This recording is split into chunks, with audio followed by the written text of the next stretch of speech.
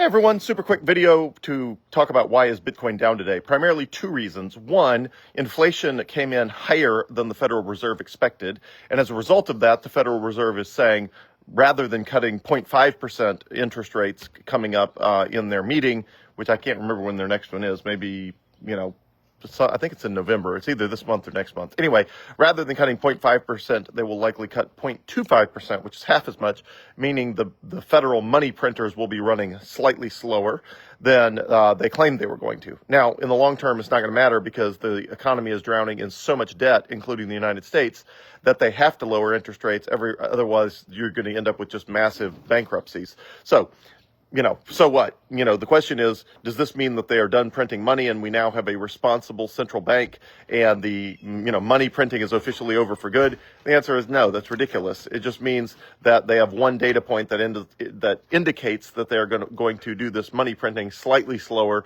than they previously said they were going to, which doesn't mean they actually will. It just means that's the mood of today. And the nature of markets is when you have a mood like the one today, with the Fed's interest rate data, then that's going to impact what people think is going to happen. So that is one. Item number one is that the inflation is higher than expected, therefore giving the Federal Reserve less ability to lower interest rates and crank up the money printers, even though my belief is they will have to do that eventually because they always have historically.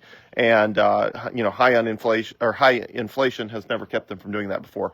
Secondly, after a, very, very, very long court battle, it was finally concluded that, and this is the second reason Bitcoin is down today, it was concluded that the government did not have to give back 69,000 Bitcoin that they confiscated from a dark web marketplace called Silk Road back in 2014, 10 years ago. So just in case you thought we were completely done with dealing with Bitcoin from 2013 and 2014 that had been confiscated and was now being sold, turns out there's a slightly bit more that I was not aware of and has not been, covered in the news, but that is 69,000 Bitcoins, about $4 billion. And the court said that the government could keep it. And so the government is going to try to sell it. The Biden administration is going to try, it appears, we don't know, but it appears they're going to try to sell that $4 billion of Bitcoin before Donald Trump can potentially keep it as a strategic Bitcoin reserve.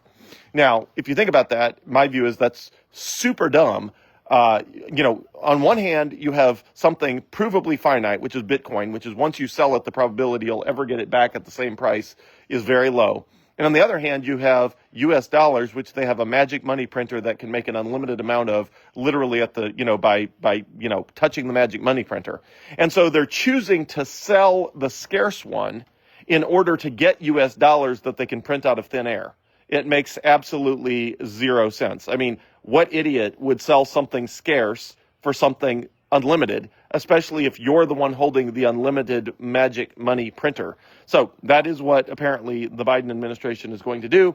They do not want Donald Trump to turn that Bitcoin into a strategic Bitcoin reserve, just like the U.S. has a strategic petroleum reserve and other strategic reserves. They do not want Donald Trump to turn that Bitcoin into a strategic Bitcoin reserve, as he has promised he will do.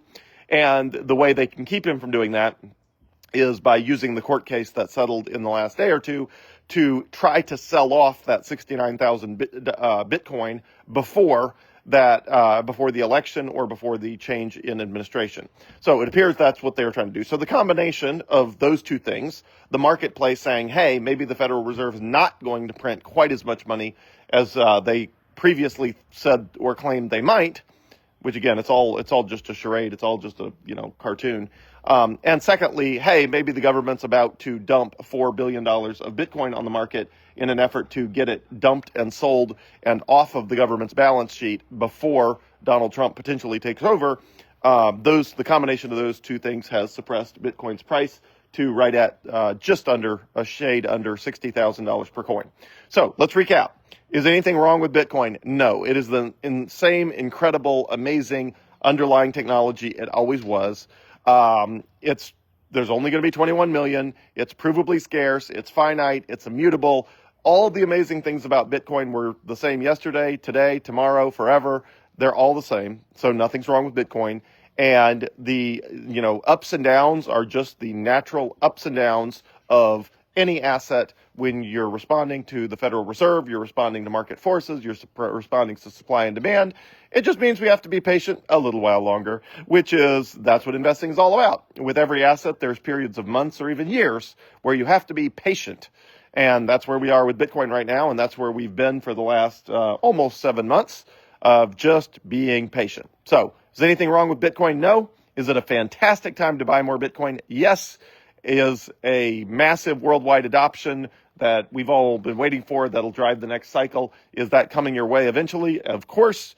And you just got to be patient. And if you want to understand Bitcoin's price ups and downs, read Vijay Boyapati's book, The Bullish Case for Bitcoin. Again, that's Vijay Boyapati, The Bullish Case for Bitcoin. It's on Amazon, on audible.com. You can Kindle, any way you want to read it, you can, and you'll understand the price cycles and the price behavior of Bitcoin, which will probably make you a lot more comfortable holding it, being patient, and acquiring more. So I recommend that book. And in the meantime, be patient, acquire as much Bitcoin as you possibly can. And here we go. Any day now, we'll have a massive bull run. It's just a matter of time, and it's just a matter of patience. So in the meantime, acquire as much Bitcoin as you can at these comparatively cheap prices. Enjoy.